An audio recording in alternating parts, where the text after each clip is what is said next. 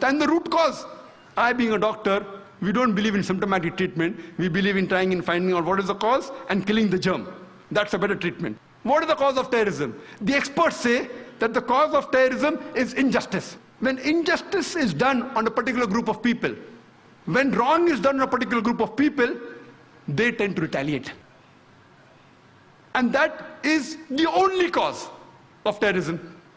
And when we realize that whether it be the 9/11, the destruction of the Twin Towers in New York, whether it be the 7th July, the bombing in London, or the serial bomb blast 93 in Bombay, or the recent bomb blast on 11th of July, whether it be the thousands of people killed in Afghanistan, in Iraq, in Gujarat, in Bosnia, whether it be in Palestine, in Lebanon, we find that behind them, the main cause are the politicians.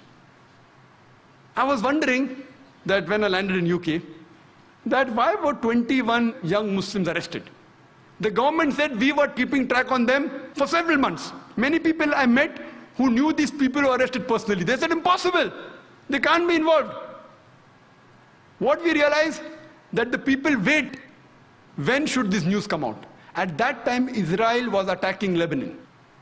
Thousands of people were killed. The Britishers were objecting. So then you have a diversion. 21 Muslims supposed to bomb the airline are arrested. It's a bigger news, so people forget about thousands of innocent people being killed in Lebanon. Same thing in India, Kargil. Any problem, politicians talk about Kargil, talk about the enemy, Pakistan.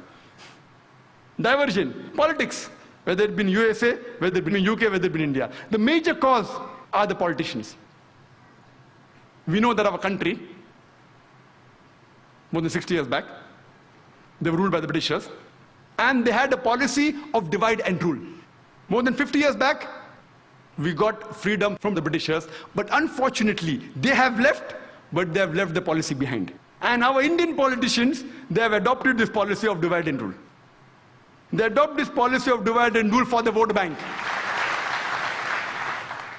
From records, we come to know that the country which has the maximum riots anywhere in the world, it is India. If not daily, at least once a week, we have communal riots. This great country of ours, so many great religions are there. Maximum riots, communal riots. And the major cause, almost all, directly and indirectly, they are the politicians. For the vote bank, for the power, for the money, they engineer these things. Otherwise, normally, I have met non-Muslims. It's my job, it's my profession.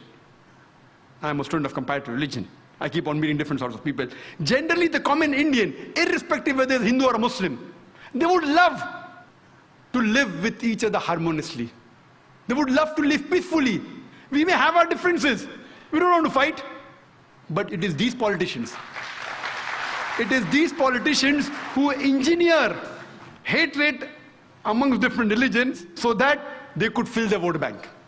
And you see almost all the riots that have taken place, indirectly or directly, they are the cause. We know that a few years back, there was a political gimmick. The Babri Masjid and Ram Janmabhoomi issue. You know Babri Masjid, Ram Janmabhoomi issue in Ayodhya? I would like to know how many of us Muslims and Hindus knew about Babri Masjid and Ram Janmabhoomi before the politicians made it a gimmick. How many of us knew? I had never heard of this, Babri Masjid. And when I asked the common Hindu, he had never heard of this. Only after the politicians made it a political gimmick, people knew about it.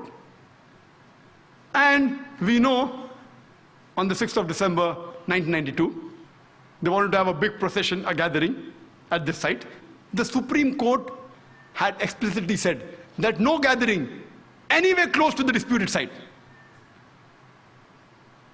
A group of politicians, they make it a political gimmick of Ram Janmabhoomi issue and the Babri Masjid issue. They want to gather on 6th of December. The ruling politicians know very well that they have the Supreme Court backing. They could have easily stopped the gathering, easily. But then they think, if I stop, I may lose vote. So they let the gathering take place. The gathering takes place, and then they say, spontaneously, the thousands of car sevas gathered there.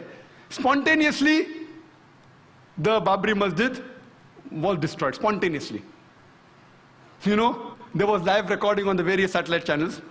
We know that with Trishuls and Lathis, how can you get down a structure? Is it possible? No. They had planted explosives. With this pre-planned act that planted explosives, anyone can see. You don't have to be a specialist of military. You can see it with your eyes. That explosive were planted, and that's how the structure came down. Can the structure come down with Lathis and Trishuls? Maybe George Bush saw this. 6 December 1992, that's how he had conducted the inside job of 11 September. Time does not permit me to speak about the inside job. That requires a lecture by itself. Inside job of 11 September. Many Americans have spoken about that. Maybe he saw it and he got the idea that let's conduct in New York also. Later on, what happens? This emerges into riots. Throughout the country, there were riots. It is the largest riot after partition in the whole country, where tens of thousands of innocent human beings were killed, mainly Muslims. Who's to blame? The innocent Indians. They are instigated by the politicians. Fight, kill the opposite religion people. Instigated, innocent people, they get instigated and they do the act. We know that even in Bombay, one of the cities that was maximum affected was Bombay. Even during partition, the riots that took place in Bombay was the worst in the history of Bombay. Even during partition, so many people were not killed as during the December 92 and January 93 riots.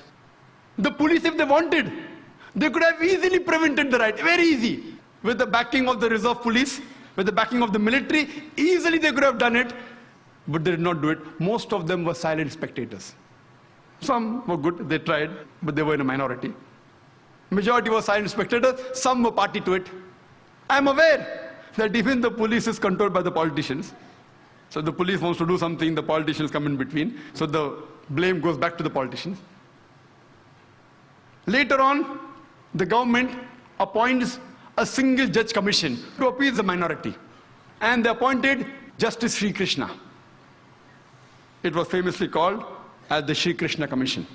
And we know that Justice Sri Krishna, he was and is a devout and a practicing Hindu. But at the same time, he's an upright and honest judge, just like how we have Justice Suresh here. An honest and an upright judge. The verdict he gave, it did not go down the throat of the government. It takes a few years. And he had analyzed the full cases of the riots. He spoke with the politicians, with the police. Individually, he visited 26 police stations, analyzed the records, spoke with the police officer, junior and senior, spoke with the victims, spoke with the media, and after a great deal of research, he presented, we have this diamond verdict of Sri Krishna Commission. He even gave suggestions, how can we prevent these riots? But, you know, it takes time. By the time this happened, the government says bygones are bygones. Because they know if they implement the report, they are afraid that they will lose the vote bank. At that time, to appease the minority, they appointed the commission. How many commissions? I don't know. I don't know how many commissions have been implemented. I think Justice Suresh can tell. How many commissions that they appoint have really been implemented in India? How many? So here we know it is a delaying tactics.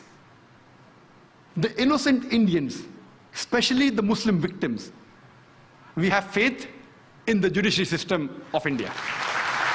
If the politicians betray us, if our other citizen fellow members betray us, if the police betrays us, in this country, we have yet faith in the judiciary system.